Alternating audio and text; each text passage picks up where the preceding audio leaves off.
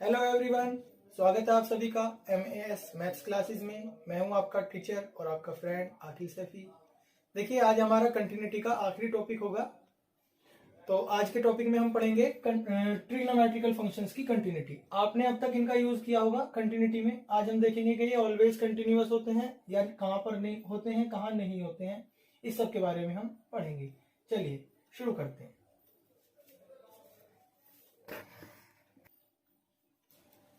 देखिए, सबसे पहले हमारे पास में है साइन एक्स का फंक्शन, और आप अच्छे से जानते हो, आपने अभी तक यही पढ़ा है, साइन एक्स हर रियल नंबर के लिए कंटिन्यूअस होता है। क्यों होता है ये हम पढ़ेंगे। देखिए, जब मैंने कंटिन्यूटी का टॉपिक शुरू किया था तो मैंने आपको इसकी कंडीशन रेस्ट्रिक्शंस बताए थे कि कंटिन्यूटी, कोई फंक्शन कंटिन्यूअस कब होता है। उसके लिए दो कंडीशनों का होना बहुत ज्यादा जरूरी है।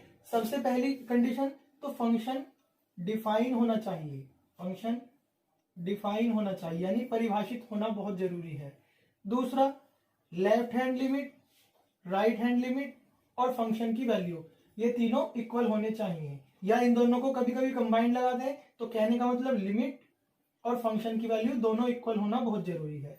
इन सबसे पहले क्या जरूरी है? फंक्शन का डिफाइन होना। अगर फंक्शन डिफाइन है तो ही ये स्टेप आगे बढ़ते हैं, वरना नहीं। तो दोनों का होना बहुत जरूरी है। अभी तक हमने जितने भी क्वेश्चन किए सीधा लिमिट ही चेक की है, फंक्शन को डिफाइन चेक नहीं किया है। क्यों? क्योंकि वो फंक्शन सब डिफाइन थे। ठीक है, चलिए। जैसे ट्रिग्नोमेट्रिकल फंक्शन में सबसे पहले साइन एक्स आता है, और आप अच्छे से जानते हो कि जो साइन एक्स होता है, यानी साइन के लिए थीटा 0 से शुरू करो आप और 360 तक कहीं भी ऐसी वैल्यू नहीं मिलती जो नॉट डिफाइंड हो, यानी कि इंफिनिटी या नॉट डिफाइंड कहीं भी नहीं मिलती। तो कहने का मतलब ये हुआ साइन एक्स का फंक्शन हमेशा डिफाइन होता है। इसी तरह कोस एक्स के अंदर भी 0 से 360 तक कहीं पर भी ऐसी वैल्यू नहीं मिलती जो नॉट डिफाइन हो। तो कहने का मतलब ये हुआ साइन एक्स और कोस एक्स दोनों ही डिफाइंड फंक्शन हैं, ऑलवेज डिफाइन है। तो डिफाइन की बात दोनों के लिए खत्म हो जाती है।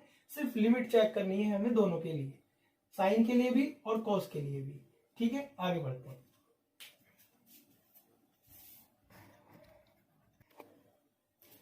हमने रियल नंबर के लिए चेक करना है। हमने लेट कर लिया, let x equals to C be a real number. हमने मान लिया कि c जो है कोई भी रियल नंबर है, यानी उस रियल नंबर पर अगर ये कंटिन्यूअस हो गया तो हमेशा कंटिन्यूअस होगा। तो इसके लिए चेक करते हैं। आपको पता है फंक्शन ब्रेक तो नहीं हो रहा है किसी पॉइंट पर, तो आपको ना लेफ्ट ना राइट, सिर्फ कंबाइंड लिमिट निकालनी है, कंबाइंड। तो हम निकालते हैं limit x tends to c, f x equals to limit h tends to 0। f combined में c प्लस h लगता है, a में हो तो a प्लस h लगता है। ओके, रख देते हैं value. Limit h tends to 0, function कितना है हमारे पास में? साइन। x की जगह हमने क्या रिप्लेस करा है? c प्लस h, तो यहां पर भी क्या आ जाएगा? c plus h। देखिए आगे बढ़ते हैं।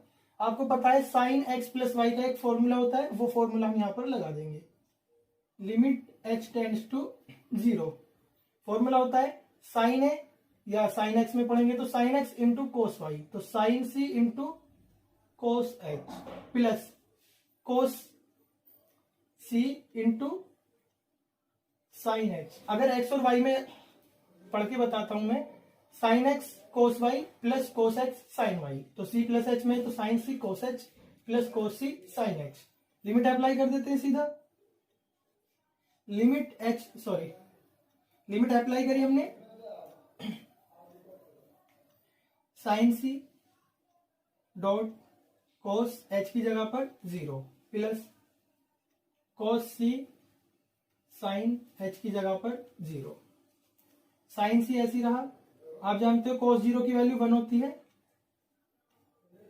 प्लस कोस सी ऐसी रहा, साइन 0 की वैल्यू 0 होती है। तो आपने देखा 1 की इंटू होने से यहाँ क्या बचा? साइन सी, और यहाँ पर ये 0 हो गया, मिलकर क्या बन गया? ये साइन सी। ये वैल्यू किसकी चल रही थी? ये लिमिट की वैल्यू थी, limit x tends to C F x.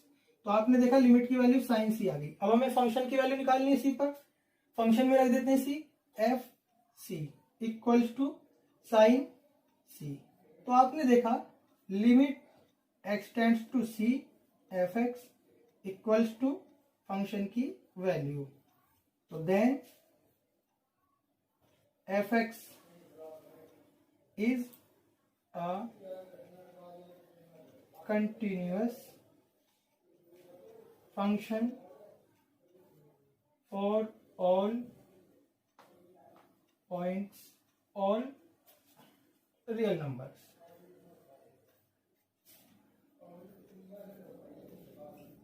कहने का मतलब क्या हुआ, साइन सी का जो फंक्शन, साइन एक्स का जो फंक्शन होता है सभी रियल नंबरों के लिए कंटिन्यूअस होता है। तो आपने देखा कोई भी रियल नंबर हो सकता था, सबके लिए कंटिन्यूअस हो गया। बिल्कुल इसी तरह से आप कोस का भी कर सकते हो, बस कोस में यहां पर चेंज आएगा, कोस सी प्लस एच। और कोस सी प्लस एच का फॉर्मूला मैं बता देता हूं, cos C into cos H minus, plus में यहां माइनस होता है minus, sine C into sine H. बिल्कुल ऐसे ही करके ले आओगे तो आपने क्या देखा, आपने देखा कि साइन सी, यहां को लिख देता हूं मैं, सॉरी, साइन एक्स और कोस एक्स, ये दोनों ईच या एवरी रियल नंबर के लिए ऑलवेज कंटिन्यूअस होते हैं। यानी इनके लिए कोई भी ऐसा पॉइंट नहीं है जहां पर ये डिसकंटिन्यूअस होते हैं। जैसे पॉलिनोमियल फंक्शन, आइडेंटिटी फंक्शन और मॉड्यूलस फंक्शन, ये सब, या कांस्टेंट फंक्शन, ये सब ऑलवेज कंटिन्यूअस थे एवरी रियल नंबर के लिए। इसी तरह साइन थीटा और कोस थीटा या साइन एक्स कोस एक्स, ये दोनों भी हर रियल नंबर के लिए, एवरी रियल नंबर के लिए हमेशा कंटिन्यूअस होते हैं। जहां पर भी ये दोनों दिख जाएं आप इन्हें देखते ही बोल दोगे कि ये ऑलवेज कंटिन्यूअस है। ओके, आगे बढ़ते।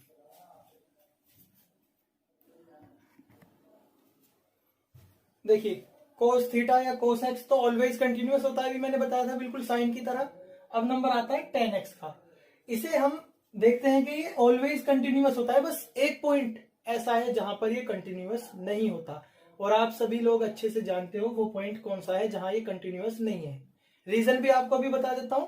आपने जब भी आप इसकी टेन थीटा की आपने टेबल देखी होगी, तो उस टेबल के अंदर 90 डिग्री जो वैल्यू होती है टेन थीटा की, वो नॉट डिफाइंड होती है ना, बस यहीं पर ये कंटिन्यूअस नहीं होता।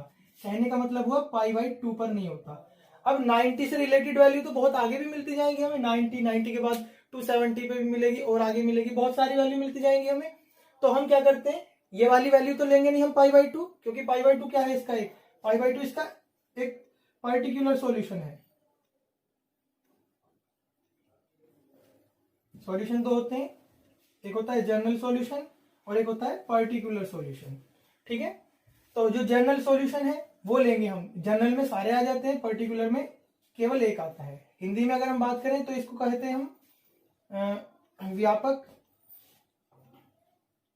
और इसको कहते हैं पर्टिकुलर को हम विशिष्ट या मुख्य।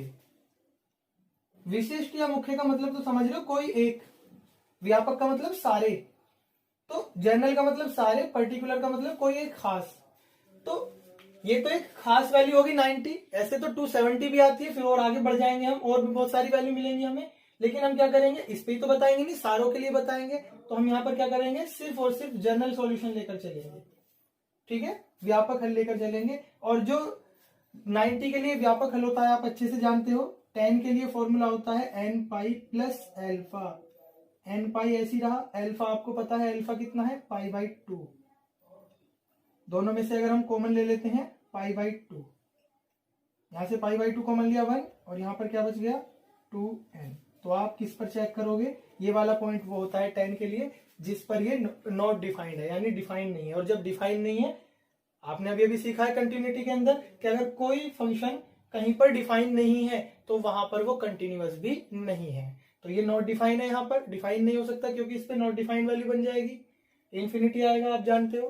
तो नॉट डिफाइन है तो यहाँ पर ये कंटिन्यूअस भी नहीं है। अगर आप चाहते हो कि आपको ऐसे समझ नहीं आ रहा है तो हम इसे कोस से भी निकाल के दिखा देते हैं। देखिए थोड़ी देर के लिए कोस से भी समझ ले, जिससे आपको बेहतर लगे उससे कर लेना। इसको आप sine theta upon cos theta लिख सकते हो, sorry sine x upon cos x, where आप अच्छे से जानते हो डिनोमिनेटर जो होगा इसका cos x is not equal to 0 लिखना पड़ेगा। अब जनरल सॉल्यूशन आपने 11th में पढ़े होंगे, cos x is not equal to, आपने यहाँ पे पढ़ा होगा कितने की वैल्यू होती है 90 की, कोस पाई बाई 2। जनरल सॉल्यूशन की बात कर रहे हैं हम, तो x इज इक्वल टू आपको लिखना पड़ेगा 2n pi plus minus alpha, और एल्फा की जगह कितना है पाई बाई 2। या तो ये लिख दो, या इसकी जगह हम इसे ऐसे भी लिख देते हैं, जनरल सॉल्यूशन को कोस थीटा में, सॉरी जनरल सॉल्यूशन को हम ऐसे भी लिख देते हैं कोस थीटा में, ये ना लिखकर 2n+1 π/2, दोनों बात एक ही है, आप चेक कर सकते हो कि ये और ये एक ही बात है। तो यहां से भी देखो क्या पता चला कि ये डिफाइन कहां पर नहीं है, 2n+1 π/2 पर। तो आपने यहां से भी देखा 2n+1 π/2 पर नहीं है, और ये वाला तरीका जो भी मैंने आपको टेबल से बताया था इस पर भी देखा कि कहां पर डिफाइन नहीं है, ये 2n+1 π/2 पर। तो कहने का मतलब ये हुआ tan थीटा कहां पर डिफाइन नहीं है, 2n+1 π/2 पर। चलिए अब आगे बढ़ते हैं हम इस क्वेश्चन को लेकर।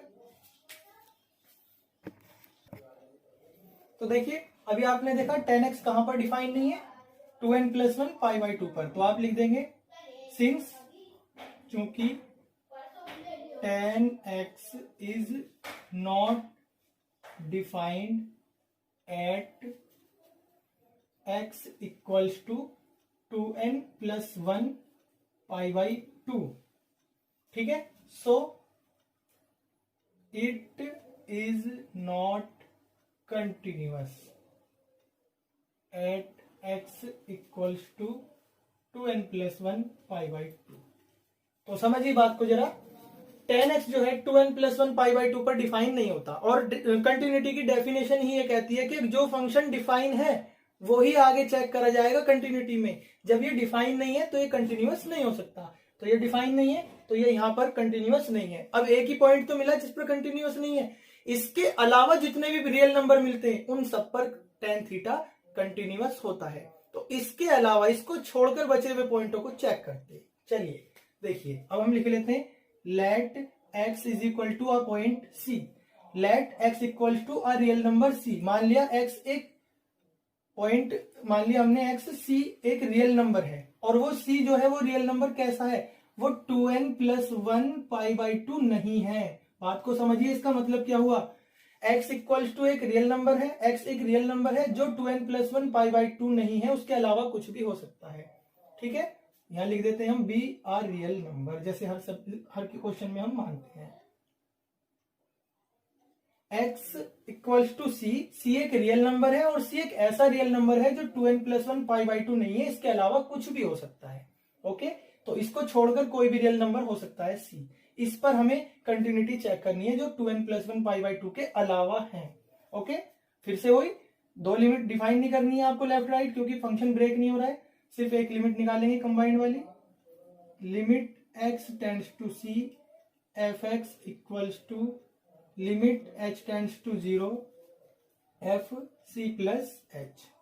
उठाकर फंक्शन की वैल्यू रख देंगे, साइन थीटा कोस थीटा की तरह ही होना है बिल्कुल।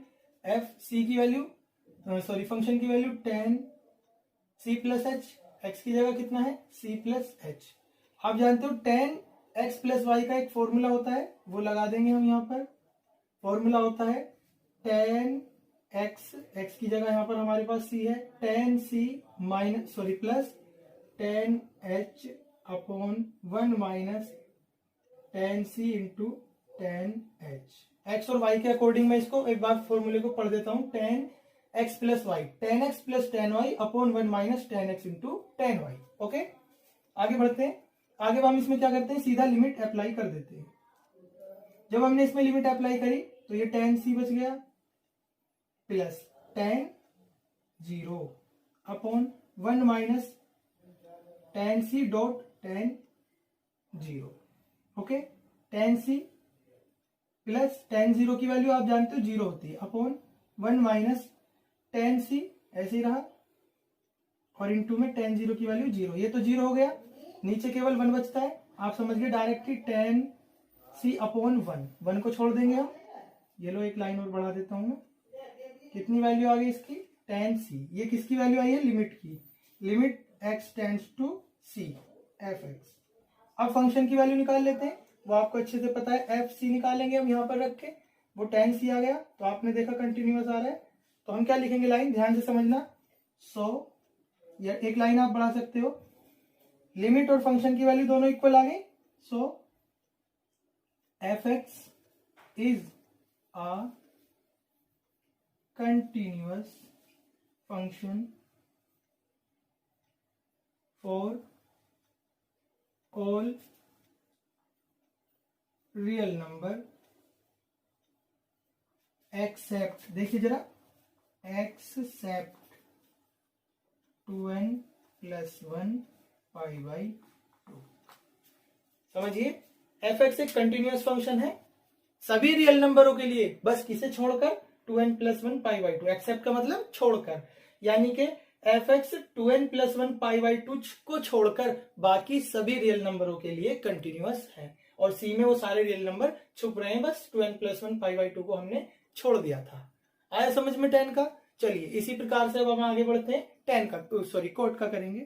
देखिए कोट एक्स के लिए भी बिल्कुल इसी प्रकार से चलेंगे। आप जानते हो इसे हम क्या लिख सकते हैं, cos x upon sine x, where sine x is not equal to 0, क्योंकि नॉट डिफाइंड हो जाएगा इस पर ये, तो इसकी वैल्यू 0 नहीं होनी चाहिए। देखिए sine x is not equal, sine 0 की वैल्यू होती है ये, ठीक है। जनरल सॉल्यूशन निकालना है हमें, तो x is equal to, sine के लिए जनरल सॉल्यूशन होता है n पाई प्लस -1 की power n into alpha. Alpha कितना है आपका 0, x equals to n pi plus -1 की पावर n इंटू 0। ये सारा पार्ट 0 हो गया, x की वैल्यू कितनी आ गई n पाई, नॉट इक्वल है ये सब। तो आपने क्या देखा, x n पाई के इक्वल नहीं होना चाहिए, क्योंकि n पाई पर ये नॉट डिफाइन हो गया। तो कोट एक्स के लिए वो कौन सा पॉइंट है जहां पर ये नॉट डिफाइन है, एन पाई। दूसरे तरीके में हम समझते हैं कि एन पाई ऐसा पॉइंट क्यों है जहां पर ये नॉट डिफाइंड है।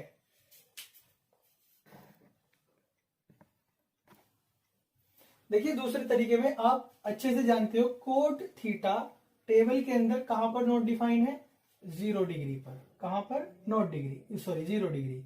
आप अच्छे से जानते हो टेन थीटा और कोट थीटा दोनों के लिए जो जनरल सॉल्यूशन होता है वो होता है एन पाई प्लस थीटा। अब थीटा यहां पर रखना, जरा थीटा रखिए यहां पर, या एन पाई प्लस एल्फा।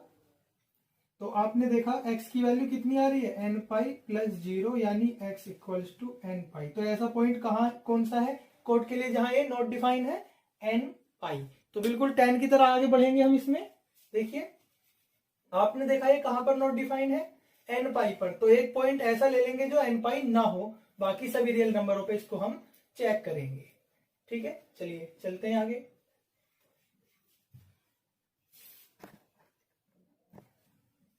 देखिए आपने देखा अभी कोटेक्स जो है वो x इक्वल्स टू एन पाई पर नॉट डिफाइंड है, और जब नॉट डिफाइंड है तो यहां पर ये कंटिन्यूअस भी नहीं होगा, तो इस पर क्या होगा, ये x इक्वल्स टू एन पाई पर डिसकंटिन्यूअस होगा। अब हमें इसके अलावा बाकी सारे रियल नंबरों पर इसको चेक करना है, तो एक पॉइंट सिलेक्ट कर लेंगे, वो सी एक रियल नंबर होगा, और कैसा रियल नंबर होगा, जो एन पाई नहीं होगा, इसके अलावा कुछ भी हो सकता है। यहां लेट कर लेंगे, let x be R, x equals to C be R real number which is not equal to N pi.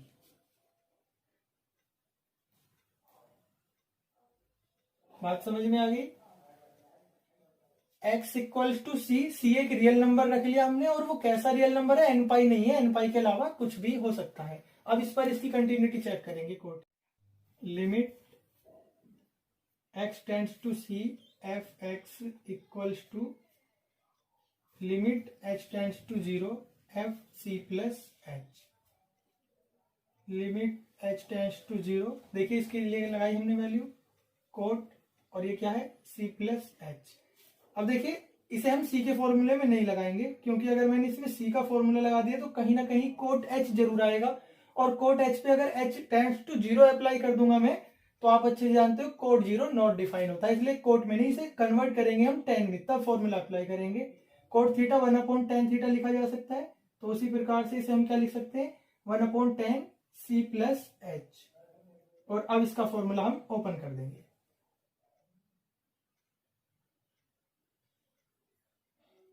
Formula 1/10 c plus H, पीछे भी आपने लगाया था, 10 c plus 10 H upon 1 minus 10 c dot, sorry 10 h। Limit apply कर देंगे हम इसकी, हम जब इसकी लिमिट अप्लाई करेंगे तो 1/10 c plus 10 0 upon 1 minus 10 c dot 10 0। देखिए 1/10 tan c plus 0 upon 1 minus tan c into 0।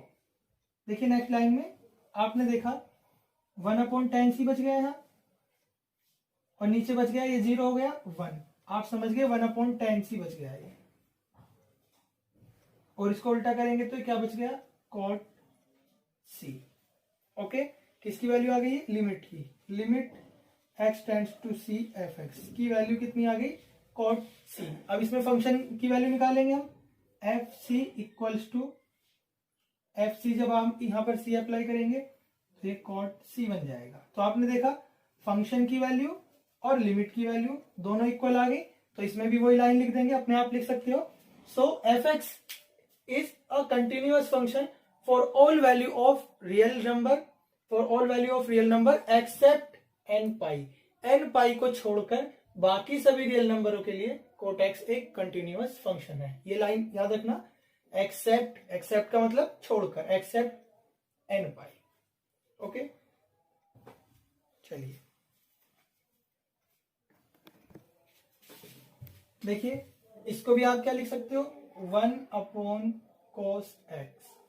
तो आपने क्या देखा, where cos x is not equal to 0।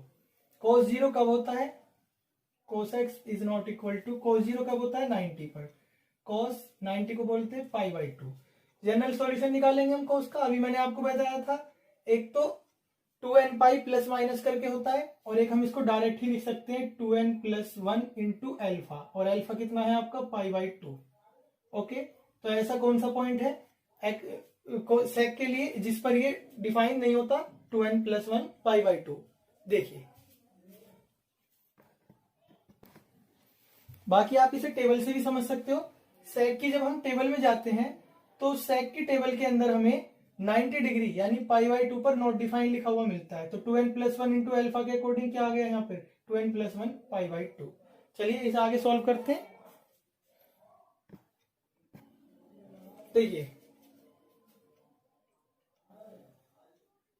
Since sec x is not defined at x equals to 2n plus 1 π/2, so sec x is discontinuous at x equals to 2n plus 1 π/2। भाई देखिए 2n plus 1 π/2 पर sec जो होता है वो define नहीं होता, और जो फंक्शन डिफाइन नहीं होता वो उस पॉइंट पर कंटिन्यूअस भी नहीं होता। फिर से वही बात, आगे बढ़ते हैं। एक सी पॉइंट ऐसा ले लेते हैं जो रियल नंबर तो है लेकिन वो 2n प्लस 1 π/2 के इक्वल नहीं है, इसके अलावा कुछ भी हो सकता है। Let x equal to c R real number but not equal to 2n plus 1 π/2। आगे से पूरी लाइन लिख देते be R real number. Let x equal to c is not equal to 2n plus 1 π/2, और c क्या है real number है, जो ये नहीं है इसके अलावा कुछ भी हो सकता है। इस पर इसकी कंटिन्यूटी चेक करेंगे, फिर से वही method combined limit x tends to c f(x) equals to limit h tends to 0 f c plus h, limit h tends to 0, function की वैल्यू रख लेंगे sec, और यहां पर क्या आएगा ये c प्लस h। ठीक है, x की जगह रिप्लेस हो रहा है c प्लस h। अब देखिए इसके लिए हम फॉर्मूला लगा लेंगे, लेकिन sec के लिए sec x प्लस y कोई फॉर्मूला नहीं होता, इसे हम कन्वर्ट करेंगे cos में, क्योंकि 1 अपॉन cos लिख सकते हैं हम इसको। लिमिट h टेंड्स टू 0, और ये हो गया 1 upon cos c plus h। cos के लिए फॉर्मूला मैंने आपको बताया था, वही फॉर्मूला ओपन कर देंगे। Limit h tends to 0 1 upon cos c into cos h, plus वाले के लिए माइनस होता है minus sine c into sine h। देखिए लिमिट अप्लाई कर देंगे 1 अपॉन cos c की जगह पर cos c रहेगा डॉट cos h यानी cos 0 minus sine c dot sine h यानी 0, 1 अपॉन कॉस सी और इसकी कॉस जीरो की वैल्यू जो होती है, कॉस जीरो की वैल्यू 1 होती है, माइनस साइन सी, ऐसे ही साइन जीरो की वैल्यू 0 होती है। आपने देखा ये आ गया 1/cos सी और ये वाला पार्ट 0 हो गया। इसे जब उल्टा करेंगे हम तो ये बन जाएगा sec सी। ठीक है, तो आपने क्या देखा, limit x tends to C, F x की जो वैल्यू है वो ये आ गई sec C.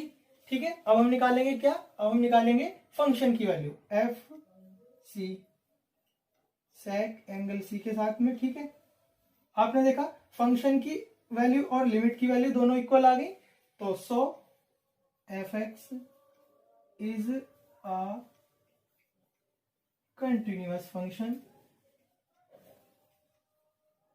For all value of real number except, कौन से को एक्सेप्ट करेगा ये, 2n+1 π/2।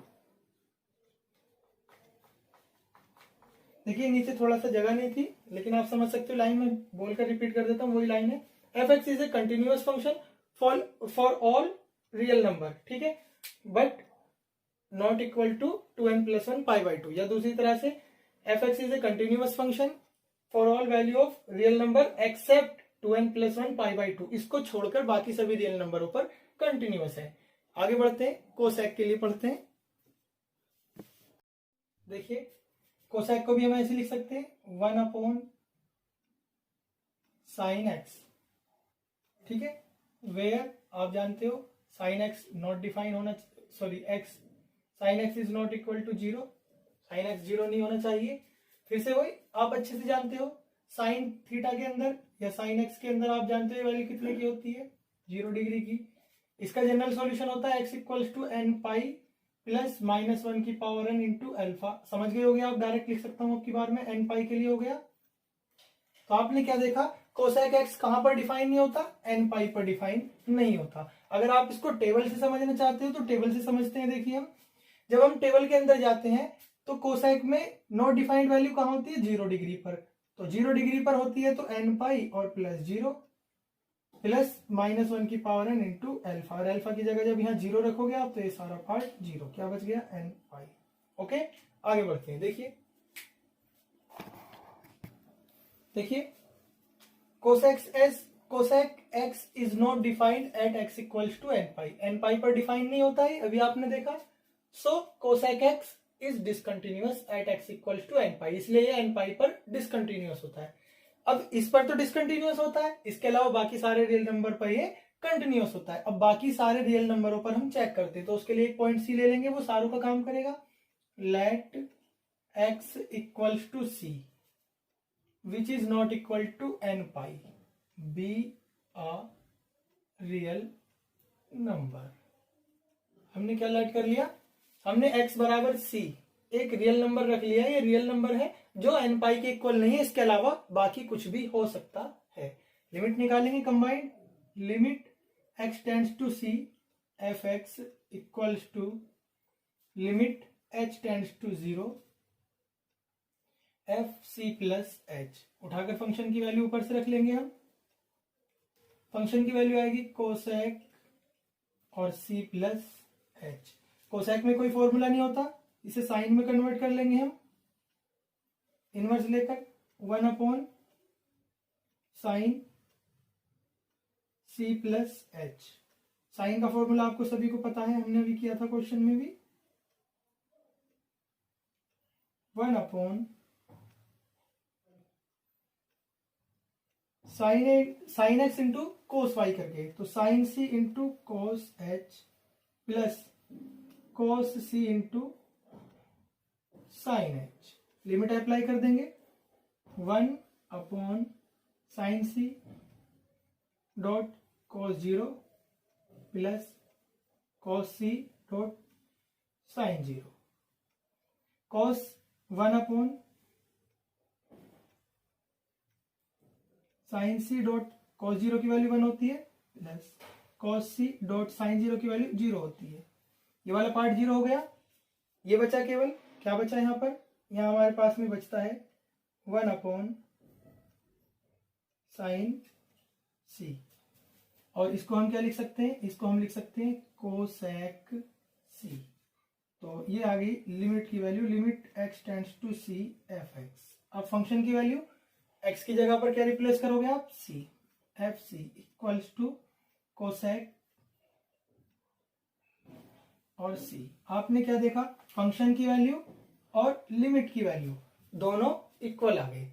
तो आप इसमें भी वही लाइन लिख सकते हो, F X is a continuous function for all या फॉर एवरी, कुछ भी लिख सकते हो, रियल नंबर एक्सेप्ट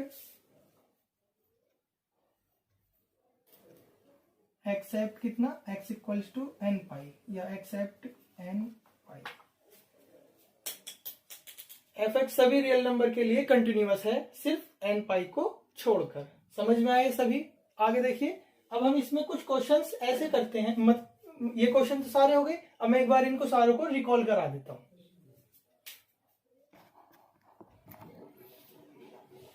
देखिए ये सभी फंक्शन मैंने बता दिए हैं। साइन एक्स ऑलवेज कंटिन्यूअस होता है, कोस एक्स ऑलवेज कंटिन्यूअस होता है। ये दोनों फंक्शन हमेशा कंटिन्यूअस होते हैं। इनके लिए कोई भी ऐसा रियल नंबर नहीं है जहां पर ये कंटिन्यूअस ना होते हो, यानी हर जगह होते हैं। tan x भी ऑलवेज कंटिन्यूअस होता है एक्सेप्ट यानी छोड़कर 2n+1 π/2 को छोड़कर।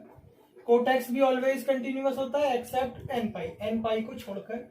sec x भी ऑलवेज कंटिन्यूअस होता है एक्सेप्ट 2n+1 π/2 को छोड़कर। cosec x ऑलवेज कंटिन्यूअस होता है एक्सेप्ट n पाई को छोड़कर।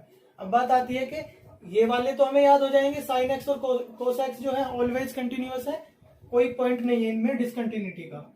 बात आती है इन चारों को कैसे याद रखें कि इनमें ऐसा एक एक पॉइंट कौन सा है जिस पर ये डिसकंटिन्यूअस होते हैं। तो देखिए इसे याद रखने का बहुत आसान तरीका है, 6 के 6 को मैं समझा देता हूँ। साइन थीटा की 0 से और 90 तक की जो टेबल होती है, इस टेबल में सबके लिए आ जाते हैं। साइन थीटा में कोई पॉइंट ऐसा नहीं है जहां पर 0 वैल्यू होती हो, कोई भी एंगल ऐसा नहीं है जहां 0 होती हो। जब 0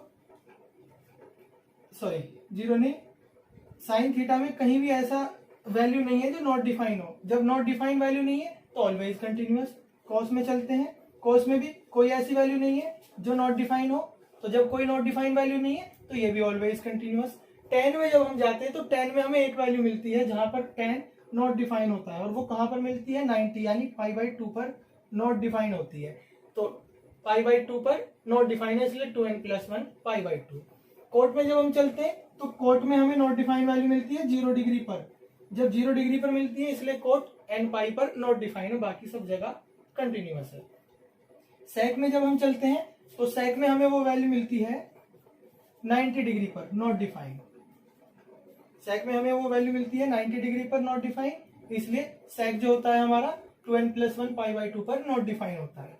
कोसेक में जो वैल्यू मिलती है हमें नॉट डिफाइन, वो मिलती है 0 डिग्री पर, इसलिए 0 डिग्री पर नॉट डिफाइन की वजह से ये होता है n पाई पर डिसकंटिन्यूअस या नॉट डिफाइन। अब याद रखने की बात देखो, बहुत आसान तरीका है। जिसमें 90 पर मिलती है उसमें तो 2n+1 π/2 कहोगे, यानी π/2 वाले को 2n+1 π/2 कहोगे। जो 0 पे मिलता है उसको केवल n पाई कहेंगे। देखिए फिर से, कहीं नहीं मिलता तो ऑलवेज कंटिन्यूअस।